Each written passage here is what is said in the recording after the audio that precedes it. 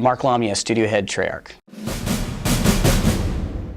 I think you follow up Call of Duty Black Ops by, we followed up by wanting to surprise and innovate in pretty much every area of the game. Whether that's the campaign, the multiplayer, or the zombies, the team had some really ambitious goals. You know, a team that I'm very proud of wanting to take on the challenge of not just iterating on what we created with Black Ops, but really coming up with some great new innovative gameplay on every front, and they're pushing it on every front. From the very beginning, going to the near future was on the table for us.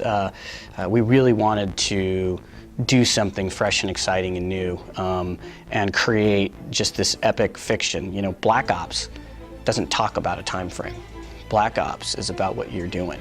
It's about being in Black Ops and these deniable operations, and I think sort of the dark mystery that we presented in Black Ops, that comes through, and thematically, the characters, the story, and the setting. It's more about that than any particular time frame.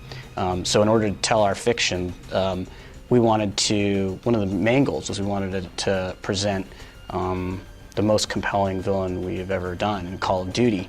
And to do that, we wanted to be able to tell a story that required us to have part of it take place in that first Cold War era in the 80s, not, you know, about 20 years after the end of Call of Duty Black Ops 1, where that villain, we learn about that villain's motivations. And it isn't until we get to this later point in time, about a decade out or so from now, it's actually 13 years in 2025, when technology is advanced. It's advanced at such a rapid pace and has been incorporated into our technologies and our military infrastructure to the point where our villain is able to turn our greatest strength into our greatest weakness. There are so many new ways to play Call of Duty Black Ops 2. The weaponry and the advancements in technology over the next decade play really well in a game space. The advancements in drones and robotics allows for all kinds of new AI that can be created, but also new equipment that we can take over, new vehicles that we can take over, right? You can, now you can fly quad rotors in our game. You can, you know, drive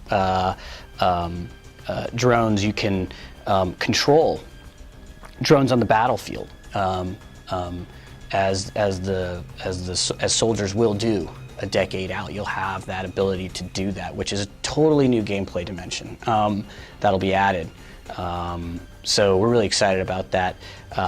Also, advancements in technology will allow us to add new technology to the weapons that are going to be coming out. So whether it's totally innovative optics that people haven't ever experienced or played, or weapons that are on the drawing boards today but not yet having been manufactured, or just technologies that are on the drawing boards today, to be able to see, to be able to realize that and authentically portray that in the future and allow players to experience that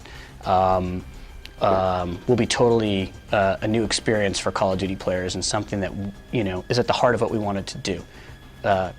Black Ops was, you know, we're very grateful for all the fan support we've had with Black Ops, and what we really wanted to do in Black Ops 2 is give them a lot of great new experiences. In games that we've created in the past, I think it's fair to say that our villains have been fairly two-dimensional in nature.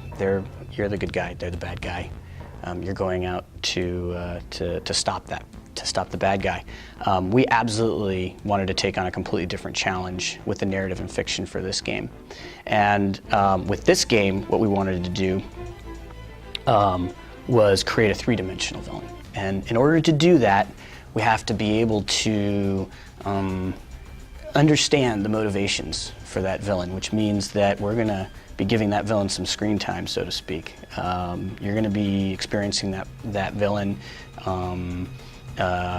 throughout this time period, these time periods in the past and in the future, and really understand those motivations. And